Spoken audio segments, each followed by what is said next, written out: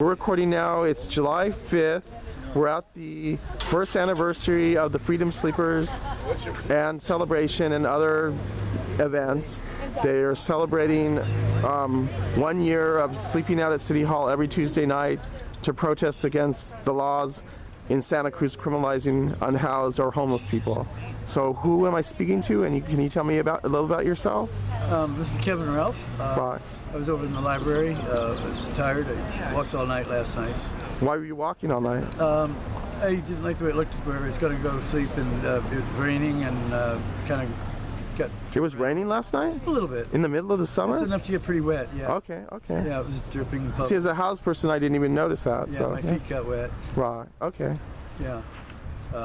I'd seen this here before. This, you mean the Freedom Sleeper protest? Yeah, even okay. though I've been unhoused, I Right. hadn't made it by at the right time. Right. I was hungry too, so there's some dinner here, so Right. thought I'd try sleeping here tonight. So this might be your first night, the anniversary night might be your first time as a Freedom Sleeper. Yes, that's right.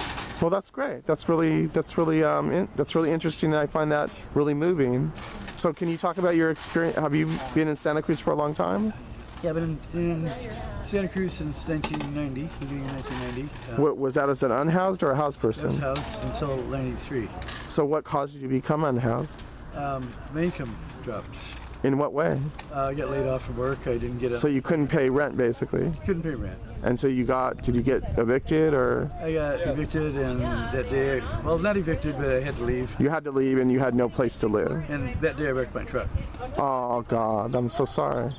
So you couldn't even sleep in your truck? No. So where did you go? Walking. I carried what I thought I needed and walked with it. I found that... How did you learn the ropes of being unhoused? You find out when it gets cold. Wow. So you learned just by experience? Mostly, yeah. I mean, I see other people that... Was it difficult to, address, becoming unhoused? Yes. It's still a difficult issue a bit, but wow. It's a bit of a shock. Right. How long did it take you to kind of learn the ropes? I'm definitely still learning. Things change. So and that's like how many years later? It's going on 3. Did you ever use the shelter? A few times. And what was that like? I didn't like it much there. It was noisy in the atmosphere. I was at RCC though after a hospital stay. You were at where? The Recuperative Care Center. How was that? Part of the complex there. Oh, in the homeless service center? Yes. And is that part of run by Encompass? That's part of the River Street Shelter or something? This was a couple of years ago. Okay, I haven't heard about that, so I don't know much about it. Yeah, it was very good. It was I had just gotten off an IV and right. some surgery in my elbow. Right. So you're disabled too? But no. Yeah. I just got out of a wheelchair a couple weeks ago. So do you have temporary disabilities or permanent disabilities? Temporary, I hope. Okay, okay. I had some. I guess there may be some other disabilities. But and have the people on the homeless service center campus, the caseworkers and the administrators, have they helped you at all in finding housing? Have you qualified for any programs like vouchers or anything like that? They helped educate me a little bit about some of what's there, but they have helped a lot with getting identification, starting with my birth certificate, But I mean, yeah, they actually basically moved you into any opportunities of housing if there's housing available. There was some opportunities I didn't like. Why didn't you like it? It was, up in the morning, out, do this, do that. This was permanent housing? No, this was more temporary housing. Oh, so you didn't ever get a chance at a permanent place to live through the homeless service center? No, I didn't find anything that would fit me. There's some... But what I'm saying is you never got a shot at a permanent place to live through the homeless service center. It was all transitional. It didn't quite happen. It was intended to be that way, though. Why do you say it's intended? It was a transitional program to take you from... But I mean, the homeless service center is supposed to they're supposed to put people on a pathway to housing, to permanent housing. Well, I think I may be on that pathway, but it wasn't without not housed. So you have some hope now that they might be able to help you. I have some hope now I can help myself. So you're basically going to do it yourself because they haven't done it for you. Or do you have a voucher? Are you in the Section 8 voucher list? No, as far as I know, they were closed. And So how are you going to get housing? I'll generate income, I'll get a job, work. Okay, And so you're going to work your way out of I'm homelessness. going to just do what I have to do. Okay, good luck. Yeah. So how long have you been trying to work your way out of homelessness? I think I just had a serious change of mind a couple of weeks ago. I've been thinking about it and not doing anything. Right. And get out there experiencing it. And well, first it took a while to realize that I had to do something myself. Because they weren't going to do it for you. It wasn't happening. Right. Yeah. It's time for me to realize that. So you're being independent because you had no choice to be independent. Yeah. Right. Yeah. There's life comes on you with that. Right. So you're taking the bull by the horns. I think that's the basic idea. Yeah. Right. We're making changes. Not so much wrestling a bull though. Right. Good luck. Avoid that part. Right. So is there anything else you'd like to say about your experiences or anything else that you really want to talk about?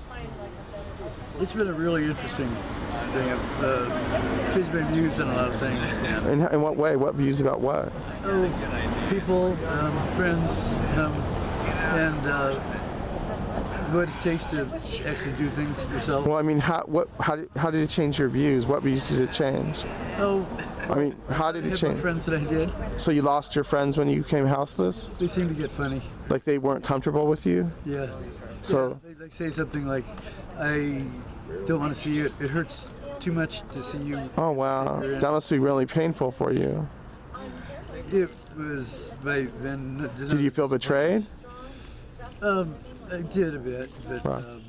But it sounds like you're kind of over that. There's no right. plus to being right. What other? Angry, Yeah, I understand. What other attitudes or views were changed? I've just changed the way I experience people in life. Well, you mean how you experience other people? Everything. Yeah. And how can you describe that more? It seems like my eyes have been opened a bit, and I've been letting more in to feel. And you mean like your consciousness has been expanded? Yeah, looking in directions I hadn't looked before, feeling things. Right. So you're more open to reality and different things in reality. I'm hoping it's reality. Well, okay, but what I'm saying is your consciousness has basically been expanded. Your awareness. I'd say it's like some blinders have been taken off. Right. Yeah, but I'm saying the same thing, but just in a different way. Yes. Right. Right. So do you feel that in some ways this has been being unhoused it's been a bad thing, but it's also helped you in some ways? Oh yes, definitely. Wow. New experiences. It's thrown me into experiencing life in many ways that I have. Have you made any friends that you didn't have before? Oh yes, I'd say I have. Are they mostly unhoused? Yes, mostly. And how is it different having unhoused friends than housed friends? Well, everything's different. We don't have the same. I don't have the same kind of schedule that I had. Right. We meet at 6. Right. And it's things happen quicker. Right. Like you get to know somebody and talk about things you might not talk about. Right. Right. So people in the houseless community communicate in a different way than people who are housed. They deal with each other and address each other in a different manner, with a different cultural, kind of nature. I think there's some of the ceremonial trappings, whatever, in the conversation and the way of getting them. So you converse differently as unhoused people to unhoused people than housed people to unhoused or housed people to housed. I think you may not waste as much time talking about nothing. Right, because you have more of an understanding between you because of your experiences. There's just no less bullshit? waste. I don't know. Okay. There's less time to go through a lot of... Right, so you can't waste time going through the motions of all. Yeah, you may find that the relationship doesn't go very far if you put it off too long. Right, I see. It's you figure if somebody you see every day at work, you see them every day at work. Right, exactly. There's a stability and a pattern to it that you don't have. Yeah. So you have a more volatile life, so it changes how you address and experience people. When I meet somebody on the sidewalk, I'm walking from the west side to downtown or something else. Right. Know that there's a chance that I'll never see that person again. Right. So you aren't going to waste time with them. I mean, not waste time getting to know them. Not to say hi, hello, talk to you later. Right. When you never talked at all before yet. So Yeah. I've had some great experiences.